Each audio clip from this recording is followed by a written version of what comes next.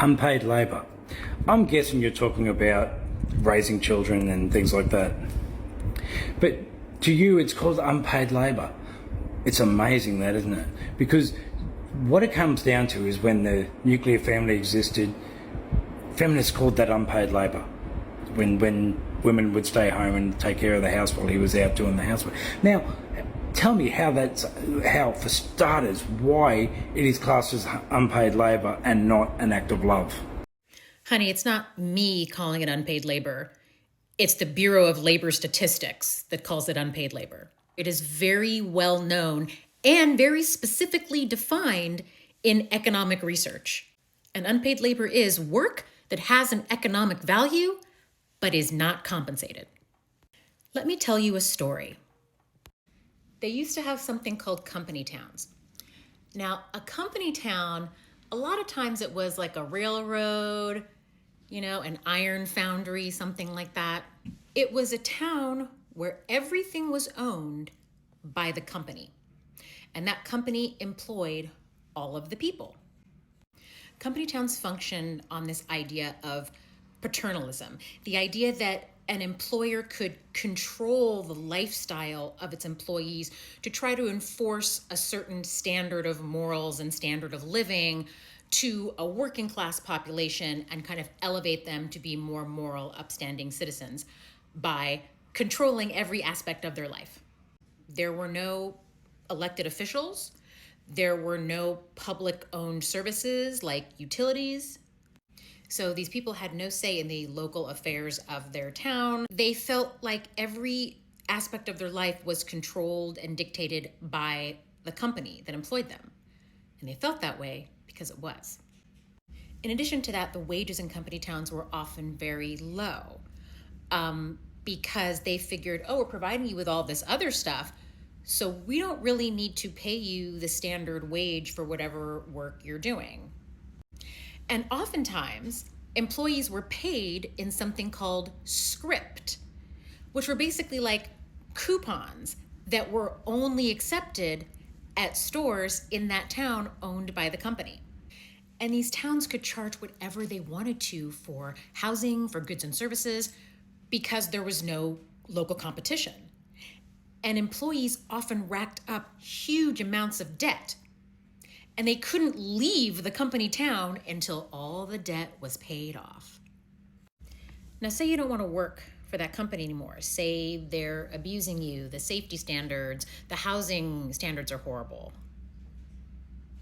Can you leave? What if you're in debt at the local store? What if there are no factories or jobs within hundreds of miles of you? It eventually got to a point where employees' debts were so high in a lot of these company towns, they were basically working for free or working for room and board. Is that a fair labor agreement to you? Now, what company towns have to do with being stay-at-home moms is this. Yes, theoretically, all of your needs are being provided for. Your food, your housing, any personal items you need are being provided for by the company. The company is the husband. But you have no real control over your life. And if that company decides to starve you, it can starve you. If that company decides to abuse you, it can abuse you. If that company decides to pick up shop and move to another town and leave you destitute, the company can do that. Do you see what I'm getting at? And while in a practical sense, in this time, the 21st century, wives who do not work outside the home have rights. They do have rights to family money. Those rights differ depending on what state you live in. But even though practically, theoretically, you do have rights, it costs money to exercise those rights. Like if your husband decides to hide income or not give you enough money for groceries or blow all his paycheck at the casino, in the here and now, in the present, there's nothing you can do about that. Because the person who makes the wages controls the money. If you are depending on one person, if you are depending on a man for your basic needs, the basic needs of your children, your food and shelter, that man has control over you, even in the 21st century. It's just a fact. Should he control you? No, but he very easily can and often does. So this is not a free or fair labor contract. And that's all marriage is, really. Marriage is a labor contract. That's why fewer women are getting married, by the way. In contract law, there's a concept called inducement. An inducement is the benefit or circumstance that would motivate a person to enter into a contract with another party. 2/3 of women in the United States work outside of the home. So most marriages in the United States, both spouses are working. And one spouse, the woman, is almost always doing most of the domestic labor. So in addition to working full-time at her job, 40, 50 hours a week, maybe more, she's doing double the amount of domestic labor that her husband is doing, and she has less than half the number of leisure hours that her husband has per week, which results in an incredibly overburdened woman and a very lucky man, because when men get married, their workload decreases. When women get married, their domestic workload increases. And this happens even when the woman works more hours and makes more money. She's still doing more, a lot more domestic labor than her husband does. Now back to contract law and the concept of inducement. There is a civil claim in the United States called fraud in the inducement. It's when one party uses deceptive claims in order to convince the other party to sign a contract that is not in their best interest. Because the concept of fraud violates the whole meeting of the minds requirement for a contract, like you both have to have the same idea of what this agreement is when you sign it, the aggrieved party can sue to have the contract terminated. So to be successful in a claim of fraud in the inducement, generally you have to prove the following things. Material misrepresentation, that the misrepresentation was intentional with knowledge of its inaccuracy. The defendant made the misrepresentation with the intention that the plaintiff would rely on that misrepresentation. The plaintiff did indeed rely on the misrepresentation, and the reliance upon said misrepresentation caused the plaintiff damage. I believe that if you look at a typical marriage, even a modern day 21st century marriage, if that was any business contract other than marriage, most wives would have a pretty good claim for fraud in the inducement. You mentioned love earlier. That term, oh, it's a labor of love. And that's what we expect women to do, right? We expect women to labor on behalf of their families out of love. And that's the scam of marriage, really. Women are induced to participate in marriage out of this sense of romantic love. And billing this idea as a partnership. It's a love partnership, right? And each person contributes the same amount of various kinds of labor, but it's a partnership. You're a team, right? And it's, it's love. So you'll do anything for love, right? But the thing is, though, a partnership is an equal exchange of time, consideration, money, resources, etc., right? An equal exchange of sacrifices as well. Remember the sacrifices part, because that's going to come up again later. If you have a contract where one party is expected to do one thing, earn a wage, as long as they do that, they can do whatever else they want. Meanwhile, the other party earns a wage, takes care of children, cooks, cleans, plans the family vacation, has all of the mental load, manages all of the emotional labor. Is that an equal exchange of sacrifices? Is that a deal you would take, Gandalf? Does that sound like a fair exchange to you? A woman's job is 24/7 because the responsibilities of the household never end. Babies wake up in the middle of the night. Kids get sick with the flu. You have to call off from work. The job of being a mother never ends. So she ends up working way more hours than you do, even when she doesn't work outside of the home. Women are doing everything now, and men still think the bare minimum, i.e., earning a paycheck, is fair. In addition, women aren't just raising children in marriages, they're raising their husband as well. Because women's domestic labor increases even before they have children. Just getting married significantly increases the amount of domestic labor women do and decreases the amount of domestic labor that men do. So you're not just taking care of children, you're taking care of a grown adult baby. So you spend decades doing a bunch of very, very difficult, intense, stressful labor that other people get to benefit from and not you. Letting your education lapse, staying out of the workforce for so long. Even when you get to a point where your kids are gone, it is impossible to pick up where you left off. So all of your efforts, all of your time, all your work, your labor, your sacrifices, everybody but you gets to benefit from that in this system. And even the women of yesteryear knew this because they were encouraging their daughters. Women who were 40s, 50s, and 60s era housewives were encouraging their daughters and granddaughters, go to school, get your education, get a job, don't be financially dependent on men. So even they knew, you know, the 50s housewives that you emulate and you say we should go back to, even those wives knew this was bullshit.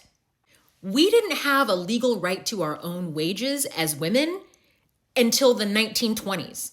Right around the time we got the right to vote in this country, that's when we actually had the right to our own wages. So up until then, you would go out and work as a spouse and your husband would take your money and do whatever you wanted with it. And even after we legally had control of our own wages, by force, our wages were taken from us by our husbands. My ex-husband's mother had that situation. She was in 2 abusive marriages and she worked full-time through most of them. And when she got home, her husband would literally take her paycheck from her every Friday and do whatever he wanted with it. Marriage is not about love. Marriage is an economic arrangement between two people. Marriage is a labor contract. And in a contract, you're negotiating what rights each party to the contract has. Contracts are not about love. Contracts are about money and power. The money you are receiving for your goods and services and the power that you have to enforce your rights within that contract. Now back to the issue of sacrifices. Women are expected to sacrifice everything for their families with no guarantee of any kind of safety or security. Meanwhile, men sacrifice very little. Their careers are always prioritized even when the women make more money. Their leisure time is prioritized. There are many, many studies about leisure time in marriage and that men have a lot more leisure time than women do. And that men's leisure time is prioritized. Men's time generally is prioritized over women's time. And then they blame us when we quit. In the US, 70% of divorces are initiated by women. And we are heavily criticized for that in this country because we are accused of, oh, well, you're going to leave your husband just over chores? Any other labor arrangement that you were exploited to that degree, if you had another option, you would quit and take that other option. The reason that fewer women quit marriage back in the day is because we had no other options. Marriage is about economic survival to us. But now we have options and we're realizing what a scam this marriage thing is, that it is a highly exploitive, unfair labor contract. We're quitting in larger and larger numbers. And then men say, oh, well, my labor, my work pays for our entire house. My work pays for all this stuff. 2/3 of women have jobs too, so fuck that. There are studies that show that men experience psychological distress when women earn 40% or more of the household wages. We don't mind contributing more in paid labor as long as you contribute equally in the household labor, but you never do. And then you get mad at us when we make as much or more money than you.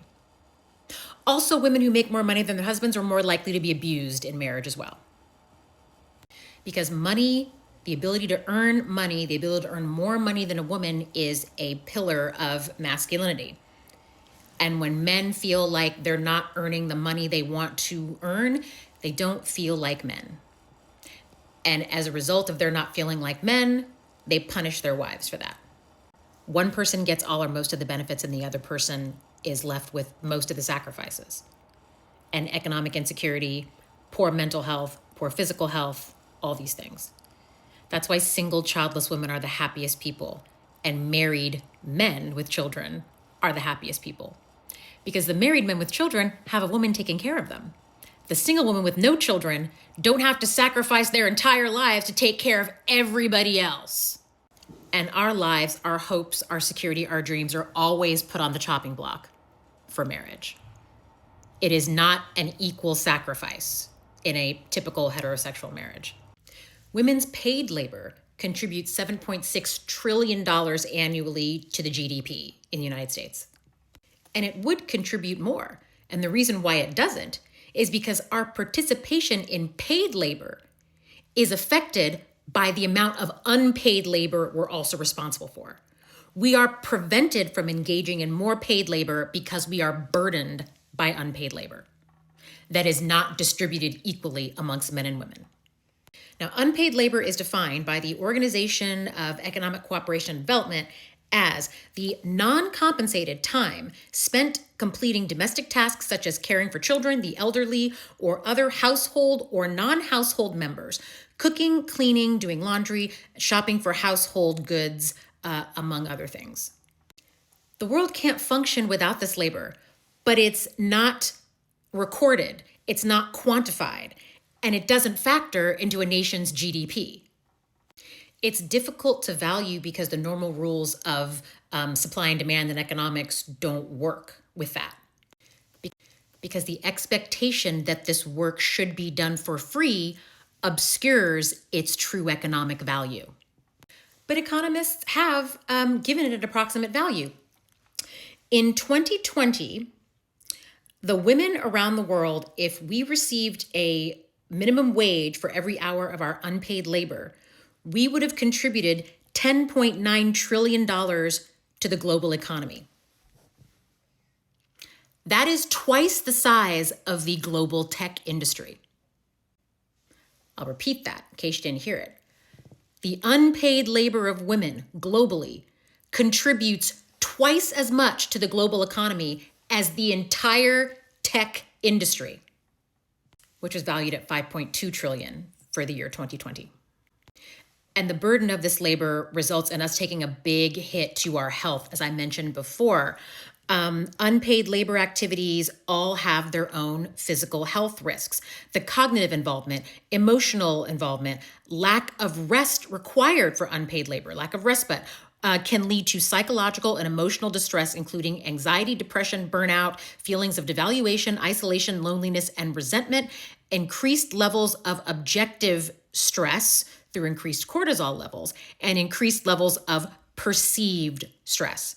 Now, I know what you're going to say, but men mow the lawn, change the oil in the car, yada, yada, yada. Here's the problem with that. That is not an equal exchange of unpaid labor, and I'll tell you why. Those tasks are not time sensitive, and they're not daily tasks. The unpaid labor that women do is labor that has to be done every single day, and usually within a specific time frame. Mowing the lawn, all that stuff, once a month, once every couple of weeks, it's not time intensive and it's not regular. That's not an equal exchange because you don't have to mow the lawn every day. So what's happening now in this so-called mating crisis is that women have recognized this unfair exchange of labor. We are tired of doing all of the sacrificing and getting none of the security. We're tired of our health, both mental and physical, suffering from the burden of all this unpaid labor, with little to no support from the men in our lives. Because unpaid labor has a price, and women, we're really tired of being the only ones that are paying it.